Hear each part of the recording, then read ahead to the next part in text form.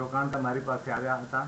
મને કહે કે મને માર્કેટમાં પૈસા રોકવા છે, પણ મને વોલેટાલિટી નથી જોઈતી અને મને સારો ફાયદો એટલે કે 12-15% ઓવર ધી પીરિયડ 10-15 વર્ષનું રિટર્ન જોઈતું હોય તો શું કરવું પડે?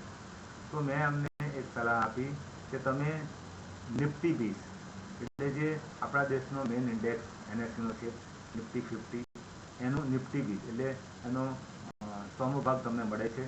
277ની આસપાસ અત્યારે હાલમાં ચાલી રહ્યો છે. આ તમે દર અઠવાડિયે, દર મહિને જ્યારે તમને ઈચ્છા હોય ત્યારે તમે બાય કરી શકો છો. છેલ્લા 22-25 વર્ષ જેવા થાય નિફ્ટીને, એનું રિટર્ન 16% ઉપરનું રહ્યું છે. એટલે નિફ્ટી 20માં પણ તમને 15%ની આસપાસની ગણતરી કરી શકો છો. આ સિવાય નિફ્ટી બેઝ ઘણા બધા ઇન્ડાઇસીસના બન્યા છે સ્કીમો. ફોર એક્ઝામ્પલ ઓટો બીઝ છે. ઓટો સેક્ટરની કંપનીઓમાં આ બીઝ એટલે જે મ્યુચ્યુઅલ ફંડની સ્કીમ છે એ રોકે છે. પછી બેંક બીઝ છે એટલે બેંકોના જે લીડિંગ સ્ટોક છે એ સ્કીમો લેવામાં આવે. આમાં શું થાય છે કે તમે કોઈ પર્ટિક્યુલર સ્ટોક લો અને કદાચ ચાલે નહીં ચાલે, તમને નુકસાન કરાવે. જ્યારે તમે આખો બેન્ચમાર્કમાંથી જે સ્કીમો હોય એનો જ બનાવેલો ઇન્ડેક્સ લો તો તમને ફાયદો મળે છે.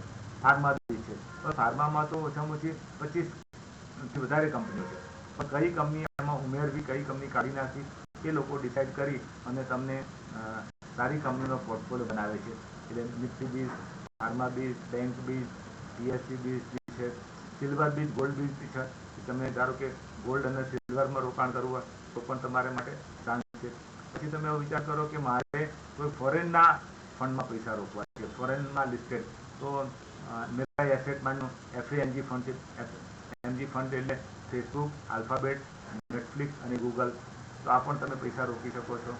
મોતીલાલ ઓસ્વાલનું MON 100 ફંડ છે, એ નિસ્બેકમાં લિસ્ટેડ 100 કંપનીઓ છે, એમાં પૈસા રોકે છે. આમ દરેક પ્રકારના ફંડ આપણી પાસે અવેલેબલ છે. એટલે આપણને 12-15%, 16%નું રિટર્ન જોઈતું હોય તો આપણા માટે ખૂબ જ સારી વસ્તુ બની જાય છે અને આપણે કોઈ ટેન્શન લેવું પડતું નથી, કારણ કે ફંડ મેનેજર એ ફંડમાં બેલેન્સિંગ કર્યા કરતો હોય છે.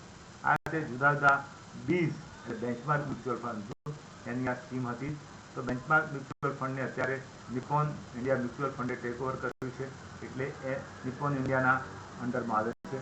બીજા વાત કરું તો તમારી પાસે જુનિયર બીજ બી છે, એટલે કે નિફ્ટી 50 પછીની જે સ્વીપો છે કે જે જુનિયર નિફ્ટી કહેવાય છે, એની સ્વીપો. આમ આપણી પાસે અરાઉન્ડ 12-15 જેટલા બીજ અને જે સેક્ટર્સ છે એ સેક્ટર સ્પેસિફિક બીજ છે, તેમાં પૈસા રોકી અને ફાયદો મેળવી શકાય છે.